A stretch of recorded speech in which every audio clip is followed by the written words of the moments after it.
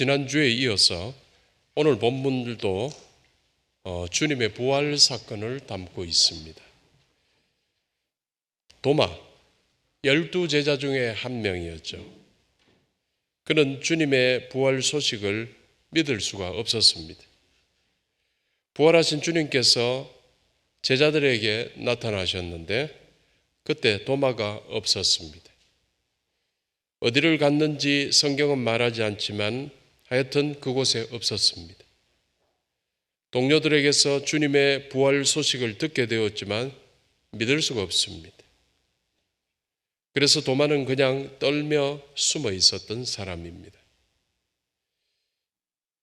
도마는 예수님을 못 만나서 떨며 숨어 있다 손 치더라도 부활하신 주님의 제자들마저도 도마가 떠니까 같이 떨고 숨어 있었습니다. 도마는 그렇다 손 치더라도 다른 제자들은 주님을 만났는데, 부활하신 주님을 만났는데 왜 그토록 두렵게 떨고 있었던 것일까요? 이는 확신하지 못하는 데서 오는 두려움 때문이었습니다. 헬라어 파레시아라는 단어가 있습니다. 자주자주 활용이 되는 단어입니다. 이 단어는 성경에서 많이 신약에서 등장을 하는데 특별히 사도 바울이 많이 사용했습니다. 우리 성경은 담대함으로 번역을 합니다. 그런데 이 파레시아의 담대함은 또 다른 번역이 있는데 바로 확신입니다. 그래서 확신이 있으면 담대해지는 겁니다. 반대로 확신이 없으면 담대하지 못하기 때문에 결국 회피하고 주저주저하는 겁쟁이가 됩니다. 우리도 역시 확신하지 못하면 담대할 수 없고 결국 그러면 우리도 두려워할 수밖에 없습니다. 확신하지 못해서 오는 이 두려움에서 그런데 제자들은 바뀌었거든요. 제자들이 거의 대부분이 순교합니다. 죽음을 피해서 다녀갔던 이 겁쟁이들이 어떻게 이렇게 바뀌게 되었을까? 그날의 제자들을 바뀌게 했고 또 오늘 우리도 바뀌게 해줄 이 계기는 무엇일까? 그것은 바로 부활하신 주님을 내가 만나는 일입니다. 도마는 자기가 만나지 못했습니다. 제자들이 만났다고 이야기 듣고 믿을 수가 없었고 확신할 수가 없었고 그때 제자들마저도 두려워했던 이유는 제자들 모두가 무리가 있을 때 예수님이 오셔가지고 무리 속에서 숨어있는 자신과 예수님을 만나게 할 수가 없었던 것입니다. 영어 표현으로 person to person이라는 말이 있습니다. 이 말은 뭐냐면 다른 사람을 통하지 않고 개인적으로 직접 만나서 하는 것을 표현하는 겁니다. 우리 예수님 부활하신 주님을 우리는 내가 직접 만나야 됩니다. 남편이 만나고 아내가 만나고 부모가 만나고 친구가 만나고 다 만났는데 나는 안 만나는 거예요. 그렇게 되면 확신이 없는 겁니다. 우리 주님 제자들을 찾아오셨죠. 인격 대 인격으로 만나주시려고 직접 찾아오셨습니다. 사실 보지도 못하고 믿는 것이 복되다고 주님 말씀하셨는데 이게 말처럼 쉽지 않습니다. 그래서 제자들은 십자가에 죽으신 예수 그리스도를 믿는 신앙을 그때 포기해버렸던 겁니다. 그러나 부활하신 주님께서는 이런 제자를 포기하지 않으시고 친히 찾아오셨던 것이요. 그때 이후로 시대가 많이 흐르죠. 우리 기독교 역사 가운데서 수많은 사람들이 하나님 나라를 위해서 헌신했습니다. 그들은 그 시대마다 동일하게 부활하신 주님을 개인적으로 인격 대 인격으로 만났던 사람들이었습니다. 비록 눈으로 볼 수 없었고 비록 손으로 만질 수도 없었겠지만 주님의 부활을 담대하게 믿게 되는 축복이 벌어졌던 것입니다. 그게 바로 기독교의 부흥이었습니다. 오늘 이 시간 함께 예배하는 우리도 역시 주님을 직접 보지도 못하고 만지지도 못했지만 그러나 우리는 주님의 부활을 아주 분명하게 확실히 믿고 있습니다. 이 믿음 더욱 굳세라 하는 찬양의 가사처럼 이 축복된 부활의 믿음이 여러분들의 삶에 더욱 굳세지기를 주님의 이름으로 축원합니다. 오늘 본문을 통해 부활하신 주님께서 제자들을 찾아오셔서 하셨던 사역을 한번 묵상해 봅시다. 요한복음 20장 19절 20절 말씀 우리 함께 읽겠습니다. 이날 곧 안식 후 첫날 저녁 때에 제자들이 유대인들을 두려워하여 모인 곳에 문들을 닫았더니 예수께서 오사 가운데 서서 이르시되 너희에게 평강이 있을지어다. 이 말씀을 하시고 손과 옆구리를 보이시니 제자들이 주를 보고 기뻐하더라. 사실 주님을 배반하고 떠났던 제자들이었습니다. 예수님 십자가 달리실 때 제자 요한 하나 있었다고 하죠.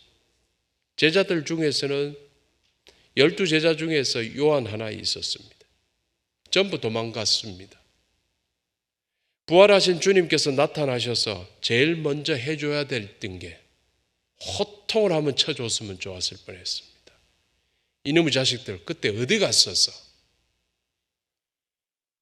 이렇게 하시는 것이 보다 상식적이고 보다 논리적이고 또 지켜보는 이들도 마음이 후련할 겁니다. 꾸중할 건 한번 꾸지라면 한번 해버리는 게. 어쩌면 우리가 바라는 바는 제자들처럼 믿음을 저버린 자들, 믿음을 배신하는 자들의 결과는 그야말로 비참하다는 것을 우리가 보기를 바라는 것 아니겠습니까? 그러나 그날 주님께서는 그러시지 않으시고요. 오히려 그들의 평강을 비셨습니다. 성도님들, 이것이 바로 하나님의 나라의 법칙입니다. 상식적으로는 호통치고 꾸지람을 했어야 되는데 하나님 나라의 신앙의 세계에 호소하는 하나님의 나라의 법칙입니다. 오른뺨을 맞으면 왼뺨도 돌려대는 어리석음이 하나님 나라에서는 더 어울린다고 합니다. 오리를 가달라고 했는데 십리를 가주는 미련함이 하나님 나라에서는 미덕이라고 합니다. 핍박하는 자들을 향해 되받아서 욕하는 게 아니라 오히려 복을 비는 바보 같은 행동이 하나님 나라의 패러다임입니다. 오늘 본문의 그날 바로 우리 주님께서 그러하셨습니다. 그날 우리 주님 제자들을 찾아오셔서 말씀하십니다. 헬라 원문에서는 이렇게 표현하죠. 에이레네 휘민 너희에게 평강이 있으라. 헬라어 에이레네 평강, 평안, 평화라는 뜻입니다. 제자들은 비록 주님을 버렸을지라도 주님께서는 오히려 평강을 원하셨던 것입니다. 그래서 이제는 주님으로 인해서 제자들이 이제는 두 번 다시 주님을 배신하고 그런 엉처구니 없이 바보 같은 짓을 하지 않고 이제 주님께서 주시는 평강과 평안과 평화를 누리게 될 것입니다. 그런데 성도님들, 이 에이렌의 이 평화는 요한복음 14장에서 이미 등장을 했습니다. 요한복음 14장 27절의 말씀입니다. 평안을 너희에게 끼치노니 곧 나의 평안을 너희에게 주노라. 내가 너희에게 주는 것은 세상이 주는 것과 같지 아니하니라. 너희는 마음에 근심하지도 말고 두려워하지도 말라 하셨습니다. 세상이 주는 것하고는 다른 겁니다. 주님의 평안 이미 약속하셨습니다.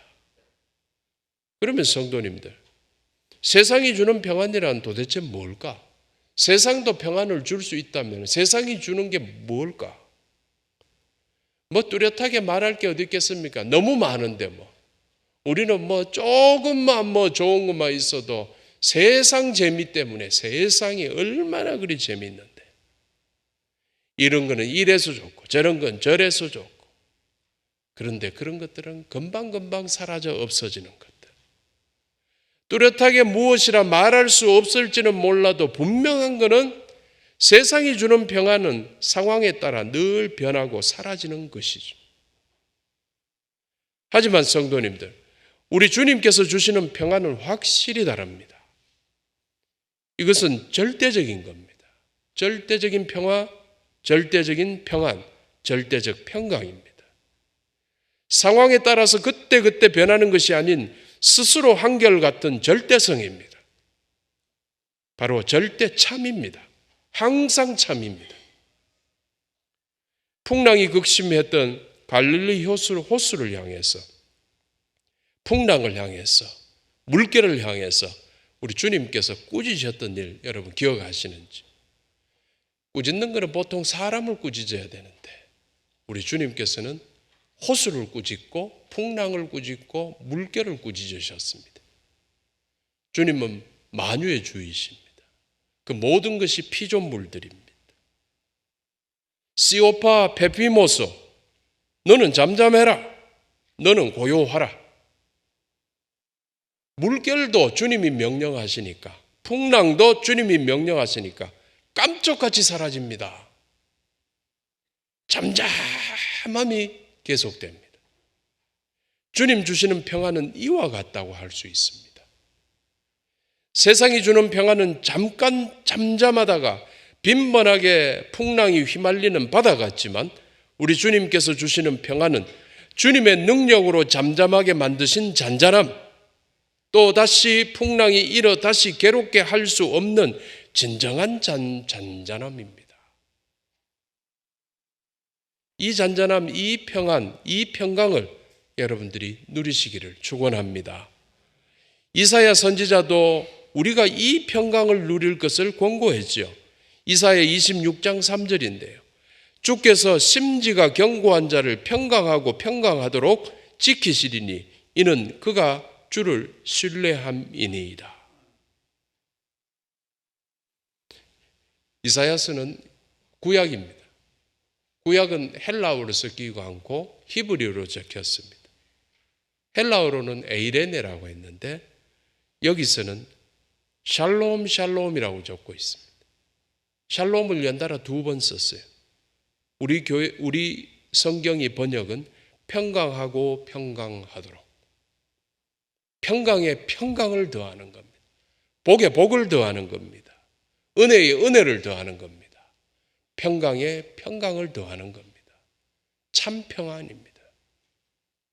그러므로 성도님들 참 평강, 참 평안, 참 평안을 은혜로 받은 우리가 변덕스러운 세상의 문제로 인해서 이 참 평강, 참 평안, 참 평안을 잃어버리고 두려워하고 염려한다면 이보다 더 무서운 일이 어디 있겠습니까?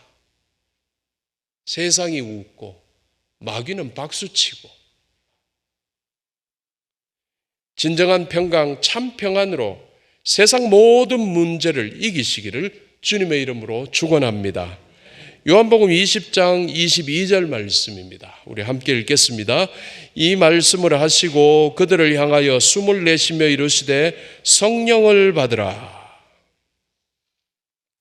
지금까지 주님을 배신하고 사명도 감당하지 못했지만 이제는 성령을 주셔서 다시는 주님을 배신하지 않고 사명을 제대로 감당하게 하시겠다는 약속입니다.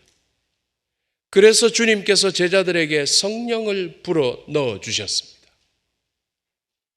헬라어 원문에서는 이렇게 표현합니다. 에네피세센, 무슨 뜻인가? 그가 숨을 내쉬었다. 그는 예수님입니다. 부활하신 주님께서 숨을 내쉬었다. 라베테 푸뉴마 하기요. 너희는 영접해라. 성령을 받으라. 부활하신 예수님께서 내뱉었던 숨 속에 성령이 있었습니다. 성령을 받으라. 이렇게 제자들에게 성령을 먼저 불어넣어 주셨고 이제 오순절 마가의 다락방에서 120명이 모여서 기도하면서 성령을 기다렸을 때 그날 성령이 120명에게 임하셨고 그날 이후로 성령이 계속해서 임하고 있고 오늘의 우리에게까지 성령이 임하고 있습니다. 그래야 성도님들, 오순절에 강림하신 성령님께서는 이미 우리 곁에 계십니다. 성령을 보혜사라고 합니다. 보혜사는 무슨 뜻이냐? 곁에 계신 하나님입니다. 내 앞이 아니고 내 뒤도 아니고 내 위도 아니고 내 곁에 계신 하나님. 옆에서 도우시는 하나님이십니다. 지금도 내 곁에 계십니다. 여러분 곁에 계십니다. 이제 우리는 성령을 기다리는 자가 아니고 이미 오셔서 곁에 계시는 성령께 우리의 마음을 열고 의지하면 되게 되었습니다. 바로 옆에 계십니다, 여러분. 성령과 함께 하십시오. 성령을 더욱 의지하면 되는 겁니다. 아까 도입에서도 이야기했죠. person to person. 남 건너서 뭐가 아니고 내가 직접 성령께 말씀하고 기도하고 도움을 요청하고 성령과 함께 일하고 성령과 함께 승리하고 비록 이 세상이 아무리 악하고 복음 사역이 방해받는다고 할지라도 여러분 성령과 함께는 결코 실패하지 않을 것이 분명합니다. 성령은 전지전능하신 하나님이시기 때문입니다. 전지전능하신 성령께서 함께 하시는데 여러분들은 반드시 승리합니다. 성령과 함께 이 거룩한 사명을 감당할 때 여러분은 반드시 승리합니다. 성령과 함께 하는 것은 거룩한 일입니다. 여러분 거룩한 성도들이 되어야 돼요. 거룩한 사명을 감당하세요. 공식적으로 아직 코로나19는 끝나지 않았습니다. 우리는 성전에 나오지 못했던 시간들을 지난 3년간 정말 안타깝게 보냈지요. 그러나 지금은 용기를 내어서 다시 성전 예배를 회복해야 할 때입니다. 아직까지 삶의 여건이 성전 예배가 불가능한 성도들이야 어쩔 수 없겠지만 그러나 핑계도 이제 그만 회복되어야 될 때가 다가옵니다. 성도들에게 용기 낼 수 있게끔 해주는 게 좋은 것 같아요. 용기 낼 수 있게 도와주십시오. 성령의 능력으로 복음 전도의 거룩한 사명을 충실히 이행하시기를 축원합니다. 여러분. 이로써 우리 주님의 십자가 사건, 부활의 사건이 다 끝나는 진실이 모두 드러나게 됩니다. 불과 얼마 전이었습니다. 우리 주님 붙잡혔을 때 제자들 다 끝났다고 생각하고 도망해버렸고 붙잡혔지만 우리 주님 능력 많으신 분이니까 또 풀려나실 줄로 생각했었건만 어처구니 없이 십자가에서 바로 처형되어 버렸습니다. 장사되어 버렸습니다. 예수님을 중심으로 일어났던 모든 일들이 한 해프닝으로 끝나버리는 것 같았지만 그러나 그것은 오히려 새로운 도약, 전진을 알리는 신호탄이었습니다. 학교를 졸업할 때 졸업식을 합니다. 그 졸업식은 새로운 시작입니다. 마찬가지로 십자가로 돌아가시고 무덤에 장사되신 것으로 다 끝난 줄 알았는데 예수님 부활하시면서 우리의 새로운 시작이 되었습니다. 죽어서 장사되었던 예수님께서 다시 부활하심으로 예수 그리스도를 믿는 믿음이 부활신앙으로 다시 시작이 됩니다. 십자가의 신앙은 우울했을 수도 있고 십자가의 신앙은 참 무거웠을 수도 있지만 새롭게 시작되는 부활의 신앙은 쾌활합니다. 경쾌합니다. 행복합니다. 기쁨이 넘칩니다. 웃음이 넘치는 신앙이 됩니다. 이렇게 부활의 신앙으로 새롭게 시작되어 부활하신 주님께서 두려움에 도망친 제자들을 찾아오시고 새 생명, 조회를 불어넣어 주시고 성령으로 무장시키셔서 이 복음을 전하는 거룩한 사명자로 파송하셨습니다. 드디어. 예수 배신하고 도망갔던 겁쟁이들이 죽음 따위 정도는 아무것도 걱정하지 않고 복음을 전하기 위해 가지고 위험하다는 곳은 오히려 찾아서 출발하는 자들이 되었습니다. 십자가 사건에서 시작해서 부활 사건 이후까지를 최종 정리하자면 이런 말이 될 수 있습니다. 내가 다 갚았다. 너희에게 평강이 있을지어다. 너희는 성령을 받아라. 너희는 가서 모든 민족을 구원하라. 이것입니다. 십자가를 통해서 우리를 다 구원하셨습니다. 하나님께서는, 주님께서는.